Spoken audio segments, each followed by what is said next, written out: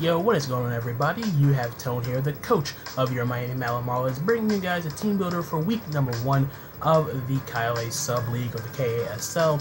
And this week, we, the Miami Marlins, are going to be taking on none other than the man himself. We are taking on Mr. Never Lost himself and the commissioner of this league and the P4G in KASL himself and the Miami Donphans.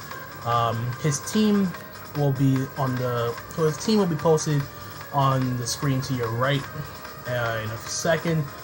His team consists of the Zero Aura with Z moves, Tangrowth, Incineroar, Cobalion, Masquerain, Rhydon, Mega Altaria, Azelf, Ambit Palm, Frostlass, and Tentacruel. The list should appear at some point right about now. So, just going into KASL's team, after seeing KASL battle in other leagues and whatnot, this pretty much is a KASL team. A lot of offensive threats, a lot of bulky, tanky mons, not necessarily considered walls, but just stuff that can just come in and take hits and deal some more damage back. And then he has the fast stuff that can be very, very annoying to deal with without some proper responses.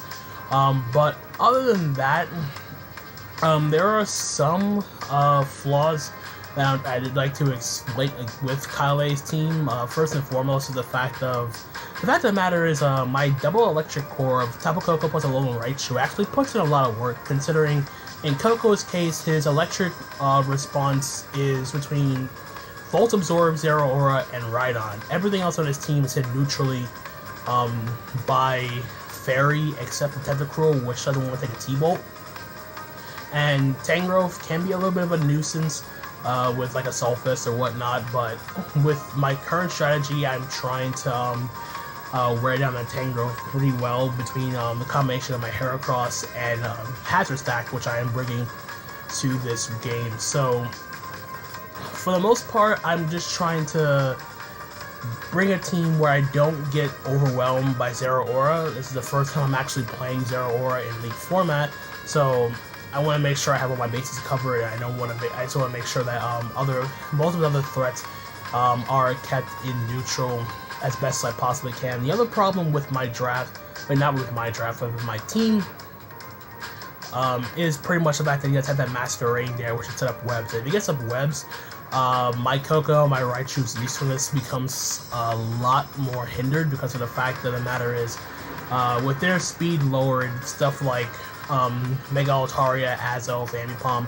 can outspeed my Koko, and my Alolan Raichu can get overwhelmed by the same threats too, especially considering it won't be at double speed under electric terrain. So the idea with this team that I built here is to try to overwhelm his tankier stuff while at the same time trying to win in the late game with either my Tapu Koko or my Alolan Raichu, which is the game plan here. I also forgot to mention, if you guys missed my draft recap, that'll be in the description below, so you can see the full extent of my other team that I drafted for this league. So, and I also want to give a big thanks to Jolt for looking over my my draft.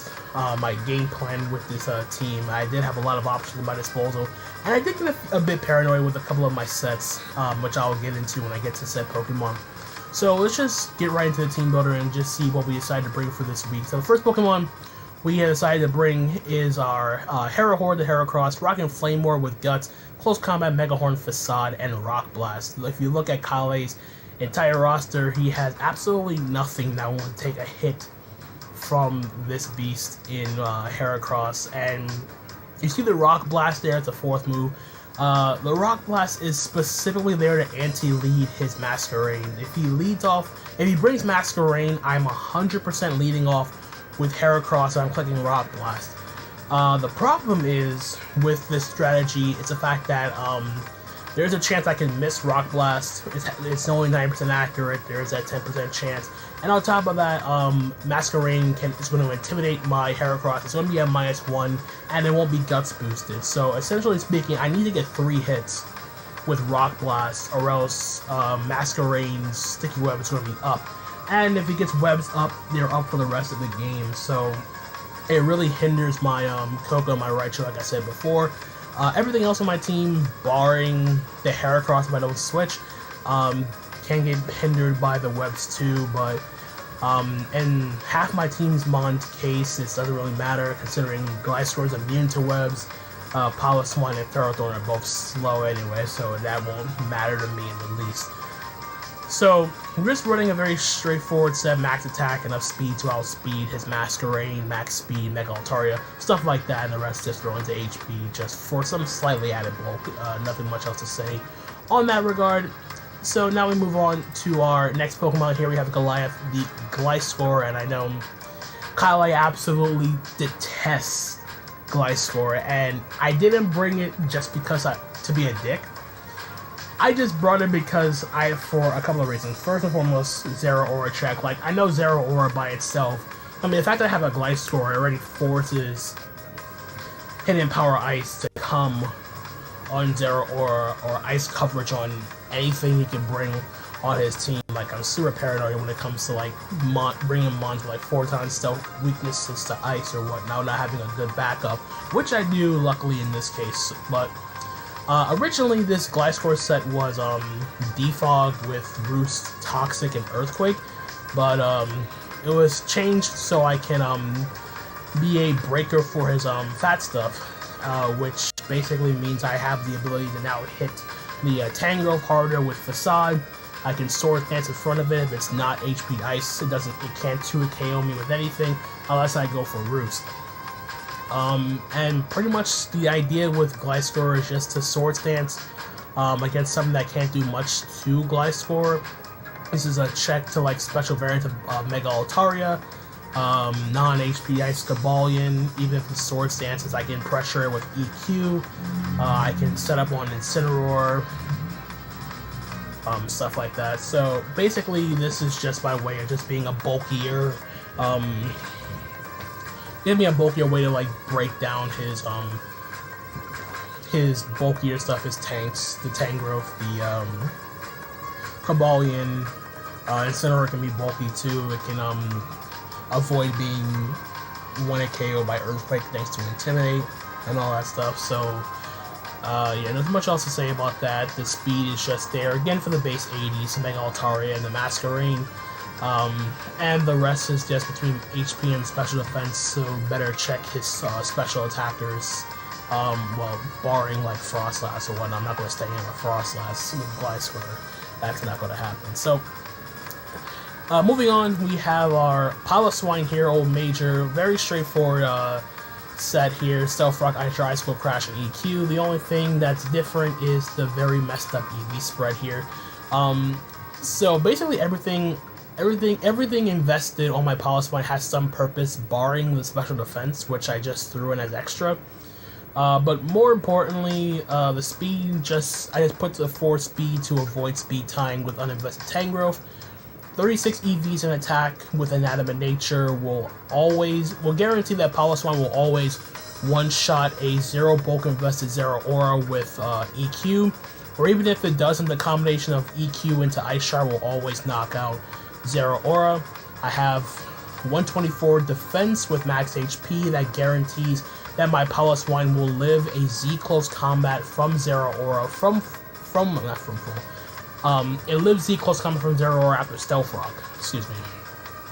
And I can also take on Cobalion as well, as it avoids being 2-KO. It avoids a 2-KO from Cobalion's Iron Head. Like, if he decides to run close combat on Cobalion, I can let my Piloswine stay in, take the hit. And after the defense drops, my Earthquake is going to be doing like roughly 85% from after the defense drops, and close combat into Ice Shard combined with potential Stealth Rock damage can potentially knock out Cobalion altogether, which is one less thing to worry about for my team, mainly for my Koko. Well, not recruiting so much for Koko, but it's one less threat out of the way, to be perfectly honest. It's less of a threat for my Ferrothorn. But yeah, this is my backup check to Zero Aura, bringing double grounds, because I'm really worried about Zero Aura taking advantage of Tapu Koko's Electric Terrain and just firing off Electric Terrain boosted Plasma Fist, which I don't want to happen against my draft. which can be a real nuisance, not gonna lie, but what can you do? So yeah, that's pretty much the Palace line here. Nothing much else to say about that. The next up, we have Tapu Koko here, kind of in rocking Electrium Z with Calm Mind, Roost, Thunderbolt, and Dazzling Gleam. Initially, I wanted to bring Choice Specs Tapu Koko in this game just because of the fact that, like I said before, he doesn't have the best Koko responses, or his Koko responses can easily get worn down over time. Like, Zero Aura isn't going to come hard in on Tapu Koko, fearing a potential Choice Specs Dazzling Gleam to the face. Same thing with Rhydon, as Rhydon has to be careful of that. It can carry U-Turn or Grass Knot to really hamper that thing. Dazzling Gleam also deals with pretty much his entire draft past Zero Aura and Rhydon, and then there's pretty much not much to say about the set, to be honest with you. Calm Mind is just nice to just get that extra special attack boost. I can pick off potentially weakened Rhydon with a potential +1 Dazzling Gleam, which would be nice, and Zero Aura can easily be overwhelmed by Dazzling Gleam as well. EV Spread, very straightforward. His max special attack, enough speed to outspeed his Ambipom and Azelf, and that's pretty much the fastest non-Scarfer on his team that Koko can outspeed. Zero Aura will always be faster than Koko no matter what, so I'm not going to try to bother with that. And the rest is just putting the HP for some added bulk. Now, next up we have our Alolan Raichu. We got IHOP here with Life Orb, Surge Surfer, Thunderbolt Psychic, Surf, and Volt Switch, with rocking a modest nature. So the idea with my Alolan Raichu is to team up with Koko, like I said. Electric Spam is still looking very, very nice in this matchup, despite the fact he has Zero Aura. Like, Stab Psychic can still do a crap ton to Zero Aura, even if its main, if Thunderbolt is nullified because of Volt Absorb. It doesn't matter. I also have Surf here, which is there specifically for the Rhydon. And once the Rhydon and the Zero Aura out the way, Alolan Raichu becomes even more of a threat, because the Tangrowth is not Assault Vest. It's not going to want to take a Life Orb Dazzling Gleam. That's a potential 2-hit KO, given some proper hazards. If I get some Stealth Rock and some Spikes, which are on my Ferrothorn, which I'll get into in a second. Then we have that Volt Switch for some good momentum. If he doesn't bring like certain Pokemon, I can just force that stuff out. So EV Spread here, we're running modest max special attack. The speed investment allows me to outspeed a +2 Mega Altaria. So under electric terrains, that's why we're rocking modest. I can still outspeed some other slower stuff like Incineroar. I can outspeed that. I don't outspeed Tentacruel with this, but mainly whenever I send out my Alolan Raichu, I'm going to be trying to get it in electric terrain anyway, so I don't think that's that big of a deal, to be perfectly honest. But again, it's pretty straightforward with Alolan Raichu here. This is probably going to be one of my late game win conditions. And there's also some other factors to take into account, like if webs are up, and if webs are up, then obviously I won't outspeed like +2 Mega Altaria or like a potential Scarf Azelf or anything of the sort, but I figured modest would be a lot better just to get the added power to Alolan Raichu. Can't go wrong with that.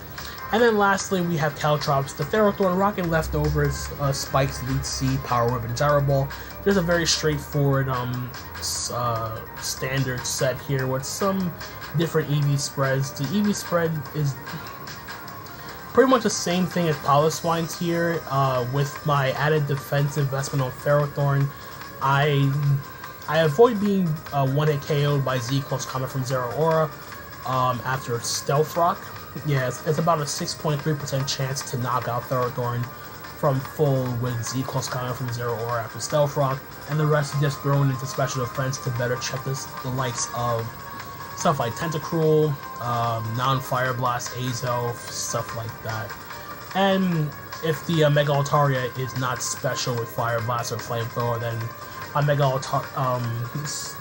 Ferrothorn can essentially just wall this, because if he goes for Dragon Dance, he makes himself faster with powers up by Gyro Ball, and things go from there. And if I can force a switch somehow, I can get up a layer of spikes and really pressure his team. So, yeah, that's going to be the team builder for week 1 of the KASL Sub-League. Hope you guys did enjoy. If you did, feel free to like, comment, subscribe, all that good stuff. Your support is definitely appreciated by me. The battle itself will be going up the day after the team builder goes up, so hope you guys are looking forward to this as much as I am. This is going to be one solid match, not going to lie, and I'm very, very excited to play this game against KASL. So, that's going to be it from me, guys. Hope you guys did enjoy the team builder. Like I said, draft recaps and stuff will be in the description, as always, so you can check out the full extent of my squad.